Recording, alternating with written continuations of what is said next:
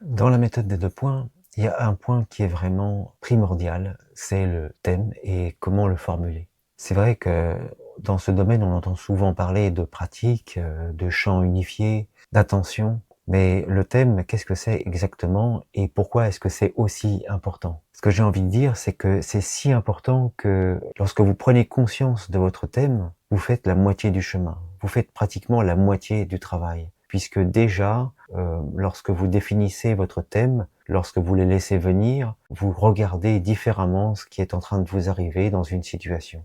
Alors le thème est central parce que au moment où quelqu'un choisit son thème, eh bien, il commence à regarder autrement la situation qu'il voyait auparavant comme un problème, comme une difficulté.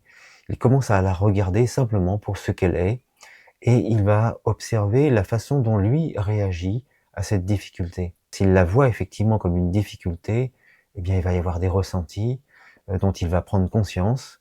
Il y en a certains qui vont s'imposer, mais il y en a beaucoup d'autres en fait qui vont passer inaperçus.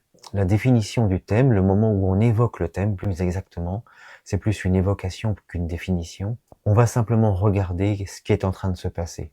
À la limite, c'est pas vraiment indispensable de rentrer dans les détails de l'histoire. Effectivement, ça peut être un support, mais ce qui est surtout important, c'est comment est-ce que c'est vécu?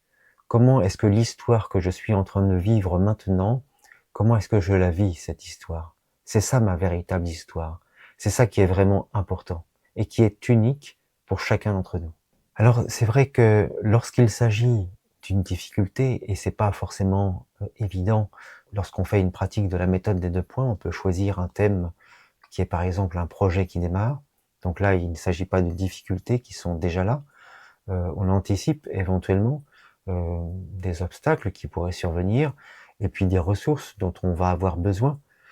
Mais quand on est dans une difficulté, justement, eh bien, on va avoir une vision floue de la situation.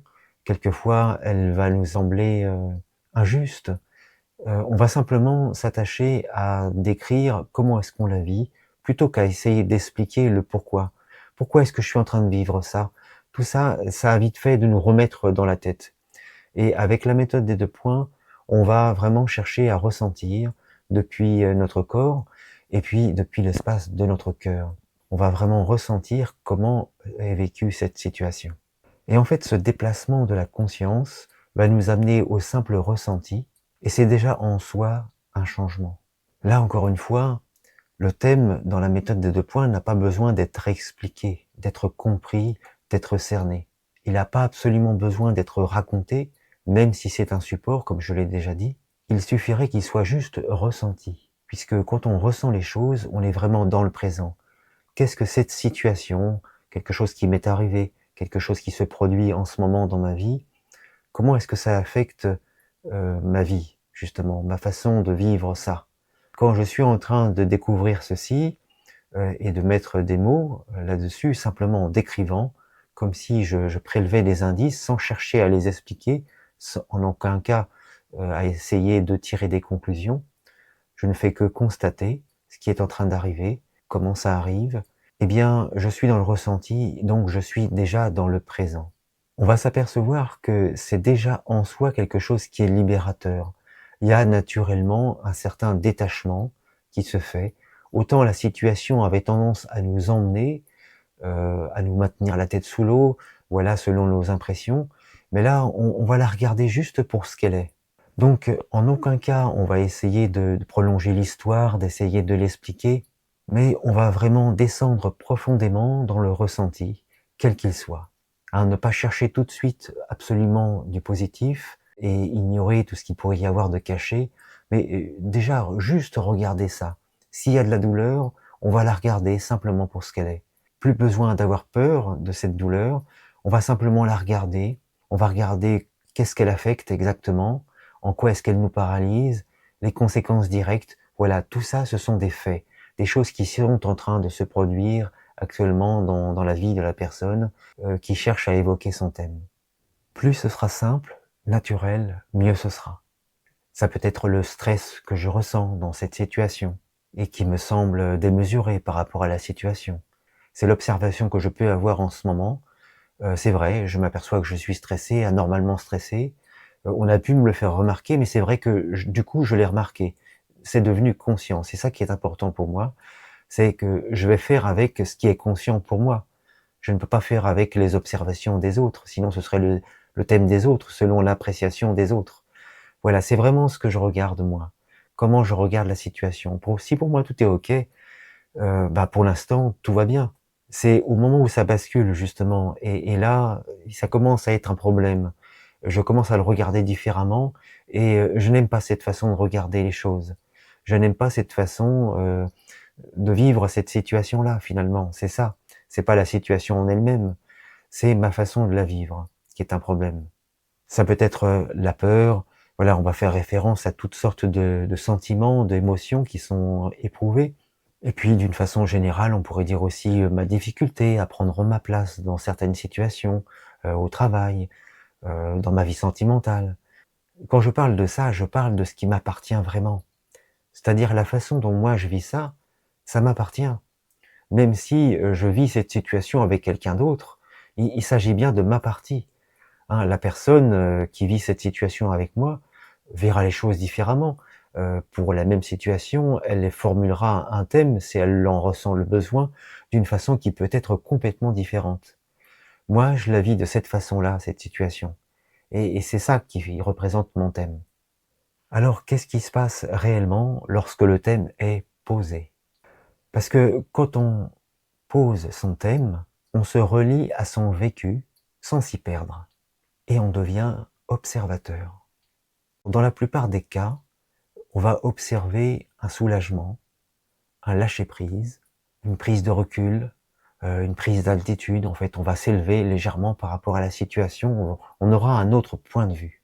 Et il peut même y avoir déjà, au moment de l'émission, de l'évocation du thème, des émotions qui viennent, sans qu'il y ait eu la moindre application. C'est pour ça que je dis souvent que lorsqu'on évoque le thème, il y a une grande partie du travail qui est déjà faite. Alors souvent, avec ma compagne, lorsqu'on reçoit quelqu'un qui vient pour une consultation individuelle, on procède comme ceci. On commence par parler un peu, on lui demande à cette personne, pourquoi est-ce que vous êtes là aujourd'hui? Expliquez-moi ce qui est en train de se passer et surtout comment vous le vivez. Et on va simplement être là pour être une oreille pour entendre tout ceci. Et on lui fait simplement constater, quelquefois on va reformuler ce que la personne nous fait entendre, juste pour qu'elle l'entende elle-même. Voyez-vous ce que vous venez de dire? Est-ce que vous venez de répéter? Et voici ce que ça évoque pour moi. Qu'est-ce que vous en pensez? Voilà. Et on va vraiment tourner autour du thème comme ceci, et on va chercher à ce qu'il y ait de l'émotion. Lorsque les émotions sont proches, le discours est relié à de l'émotion, on sait que la blessure est très très proche, hein, et que là on est exactement où il faut aller. Même si la première réaction de la personne va être peut-être de s'excuser, de montrer ses émotions, de montrer des larmes peut-être, et puis là tout de suite, on va lui demander de garder le silence et de rester justement dans ses émotions qui ont peut-être mis beaucoup de temps à se montrer, hein, et peut-être qu'elle voulait être entendue depuis très longtemps, ces émotions-là. Et c'est tout ce qui est important dans l'évocation du thème.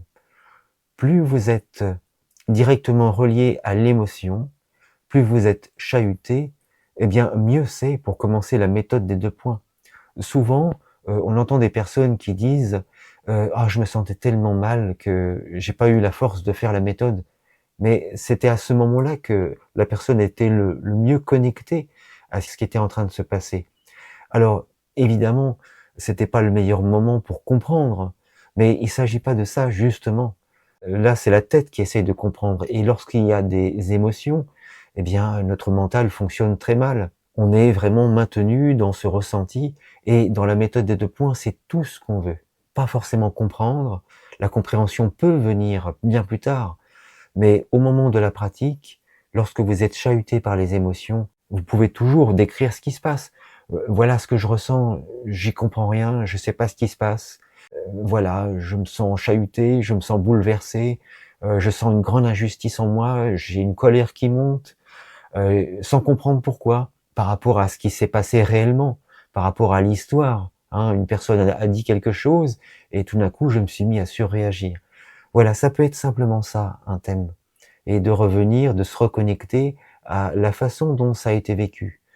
Il y a eu un déclencheur, il y a eu cette histoire qui représente un support, et il y a ce qui s'est passé, qui peut être généralement démesuré par rapport à la situation.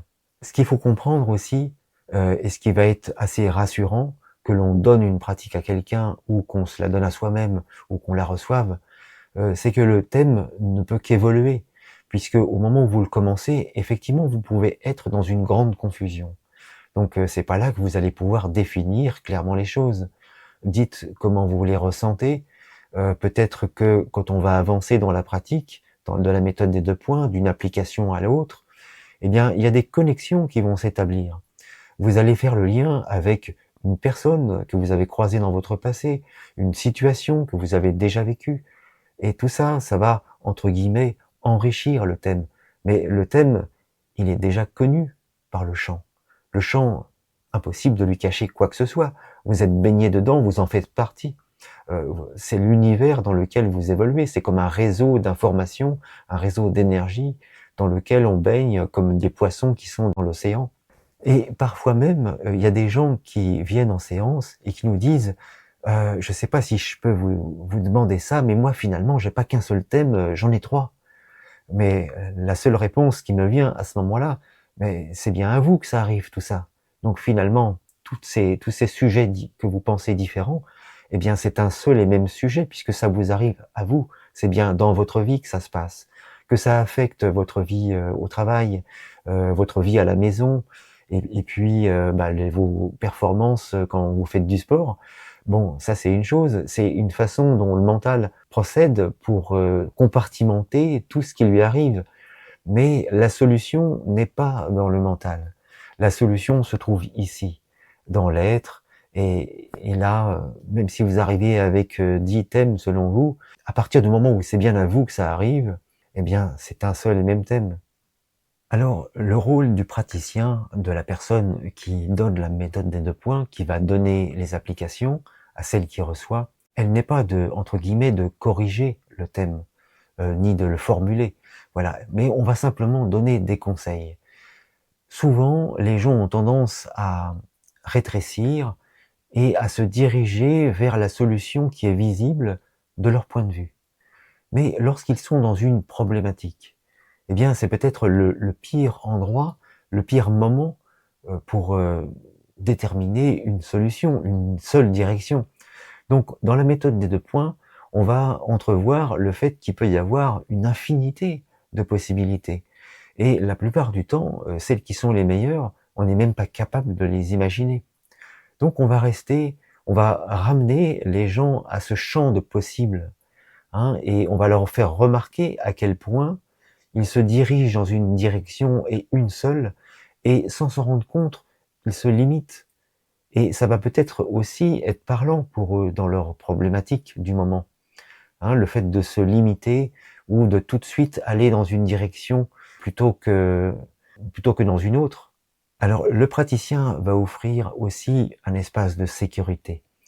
Il va aider la personne, c'est son travail uniquement, c'est comme un accompagnateur en fait, sur lequel vous allez pouvoir vous appuyer. Mais c'est vous qui allez faire les pas. Là, on va simplement vous faire remarquer ce que vous êtes en train de faire. Quand je suis en séance avec quelqu'un, je lui fais remarquer ce qui est en train de se passer, hein, depuis mon point de vue extérieur, qui n'est pas une réalité absolue, bien évidemment. Hein, je ne manque pas de lui rappeler tout le temps.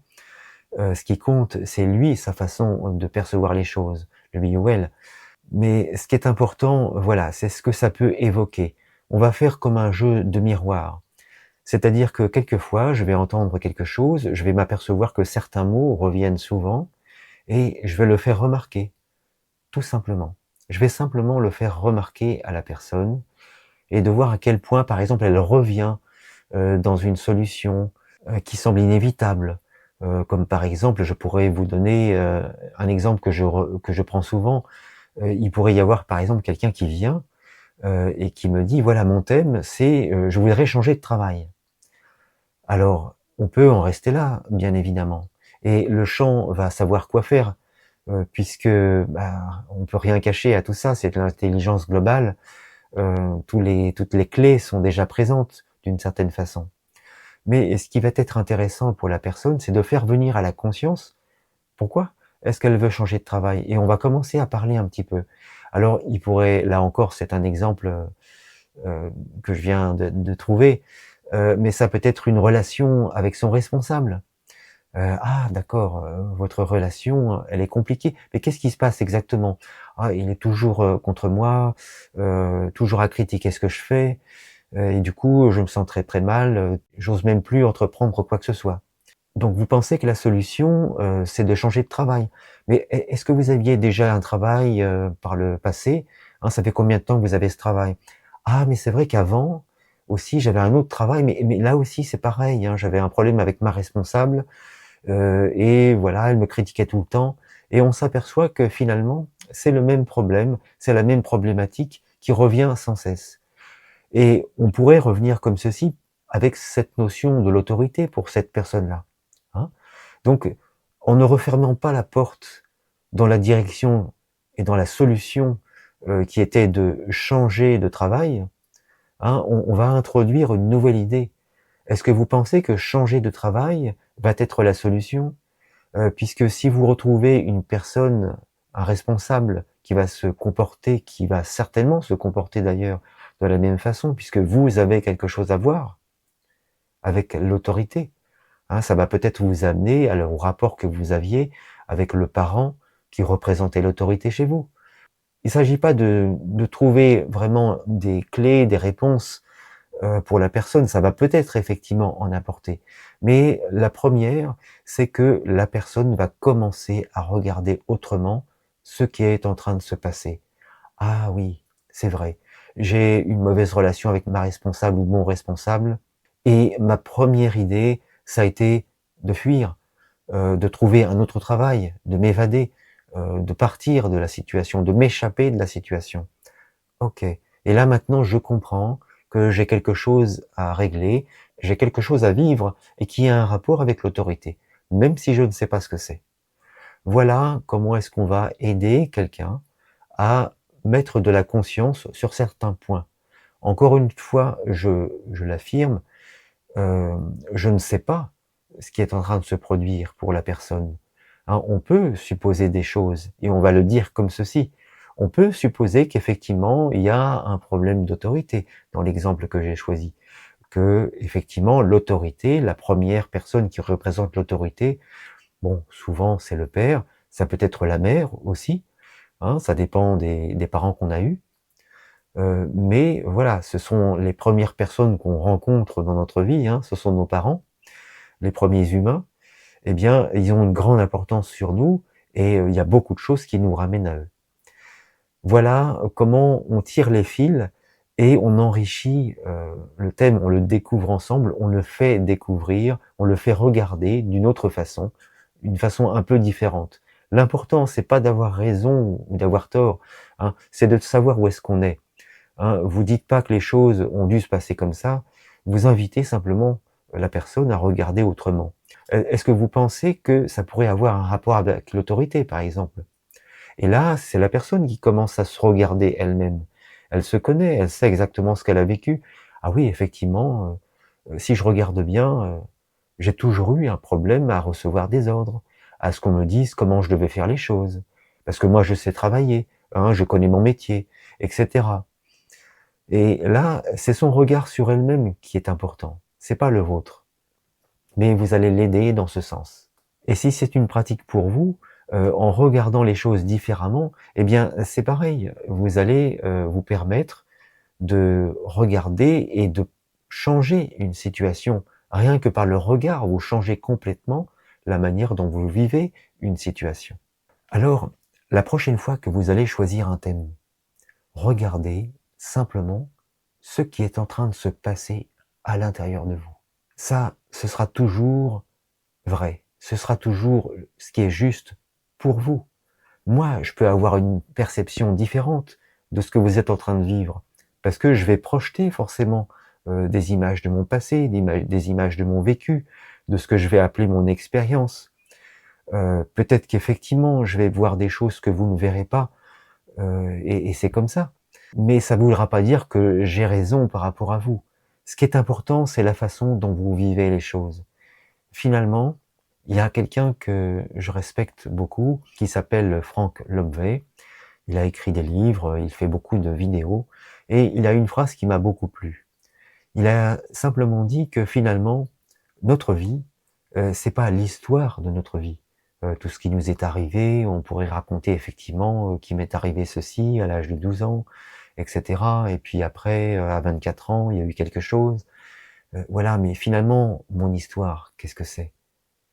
C'est comment j'ai vécu toutes ces choses, ce que j'en ai fait, comment je continue de vivre avec ce passé, aujourd'hui, maintenant, et comment ça affecte encore, maintenant, ce que je crée pour l'avenir, puisque mon avenir, lui, il est créé à partir du présent que je produis aujourd'hui, hein, toutes ces créations, et si je les produis à partir d'une idée négative de tout ce qui m'est arrivé dans ma vie, qu'est-ce que je vais créer à votre avis?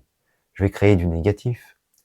Alors si là maintenant je commence à regarder les choses avec un petit peu plus de positif, ou alors j'arrête de me mentir, j'accepte de regarder sans peur tout ce qui m'est arrivé, comment j'ai réagi, si j'ai conscience d'avoir mal réagi à un moment donné, et ça va permettre de changer mon regard, et donc forcément de changer ma façon de créer. Alors tout ça, c'était pour vous dire que avant d'intégrer une ressource, avant de transformer un blocage, il y a cette chose très importante, primordiale, c'est le thème. Comment est-ce que vous vivez la situation? Avec quels mots vous allez la formuler? Avec quelles émotions vous allez la vivre, cette situation? Voilà. Je vous dis à très bientôt pour une prochaine vidéo. Si vous avez un doute, posez-moi une question en commentaire, je vous aiderai à poser votre thème, je vous donnerai des conseils. À très bientôt et bonne journée à vous.